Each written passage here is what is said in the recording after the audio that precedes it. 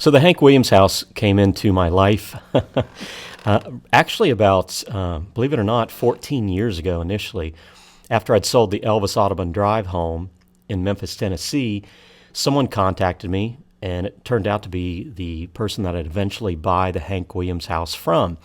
She said she'd like to sell the house. She thought I was the magic man and that I could get big money for it. Unfortunately, the neighborhood, we did go down there in 2006. The neighborhood was transitional, to say the least. The house was, at the time, a rental, and people were inhabiting it. But we just didn't know what to do with it. We looked into actually moving the house back to Nashville, entertained the cost, and then we realized it was just cost prohibitive. Fast forward 14 years later, we had taken down the Kelly Street home, the Elvis home in Tupelo, as a boyhood home. Chris Davidson and I struck a deal to acquire the Hank Williams home, not the real estate, but the home, in hopes of saving it. We were battling a time clock with the city. The house was being condemned. The city was really bringing equipment onto the property to literally take the house down with a wrecking ball. The owner knew that. The city was leaning on her. She was kind of leaning on us in a very nice way to expedite buying, getting it saved. And then in September of 2017, I literally got a phone call from the city, and they said, look, your time's up. You have to be down here starting this weekend. The wrecking ball will be on site on Monday morning. You have to be here.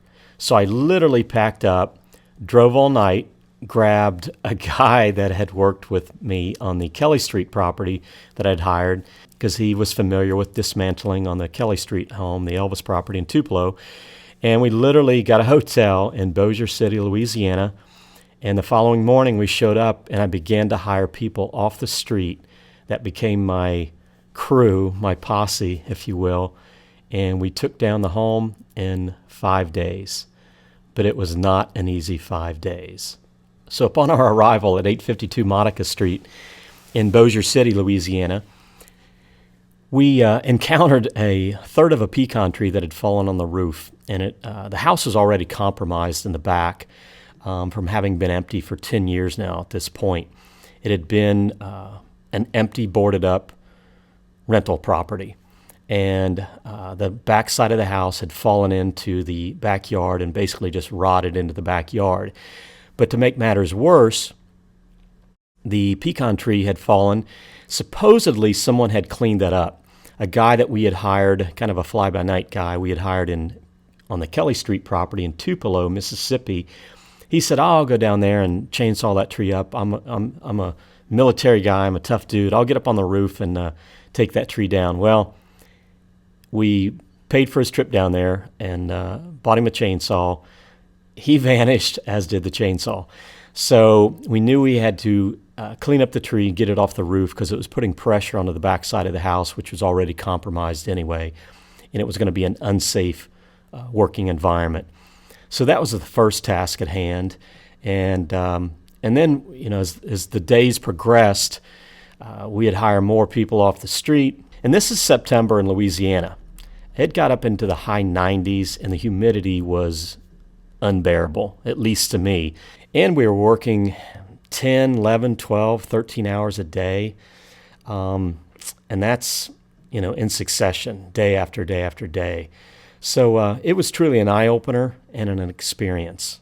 But we knocked out this house in about 5 days. 2 days were cleanup, so really 7 days in entirety. We dismantled this entire home, systematically dismantled it into a giant jigsaw puzzle, got it stored away properly, cleaned up the site. Once the house was fully dismantled, we proceeded into 2 full days of cleanup, and it was just debris, insulation out of the attic, debris from the walls.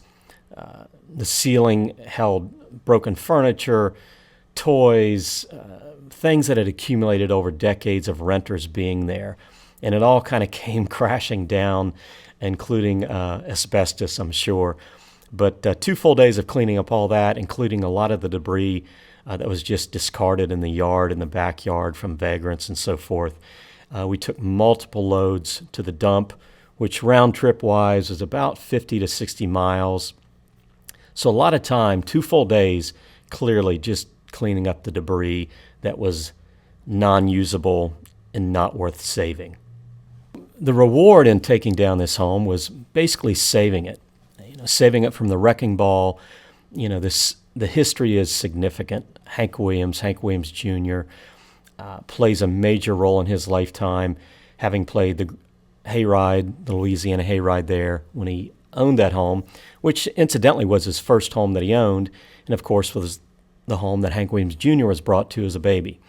So fast forward, after a year and a half of storage, I approached Kid Rock via his manager, and his manager said, yeah, Kid Rock would be very interested in possibly purchasing the remnants that you saved of the home.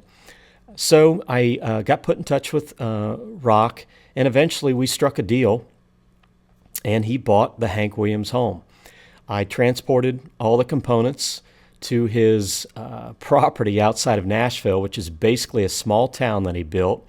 Initially, I thought he might have interest in the lumber for his big-ass honky-tonk in downtown Nashville that's been very successful. But instead, it was all taken to his little town that he's built called Cowboy Town. And he's going to utilize the lumber. He's going to rebuild the home, per my understanding. He liked the architectural renderings that I had done of the house as an open-air bar concept. And that's his first choice. He liked the plans I had done. Secondly, he would use the flooring in the studio that he has as refinished lumber, repurposed for his recording studio, and also using some of the lumber in this multi-million-dollar mansion that he's building on the property that he has that overlooks his town, Cowboy Town. So it's interesting that the whole Hank Williams property being saved kind of came full circle into Kid Rock's life, who really is kind of a preservationist that I'd learned. So he's not just this rock star with money, but he does appreciate music history. Clearly, he's been longtime friends with Hank Jr., and he found it fitting to save the Hank Williams home.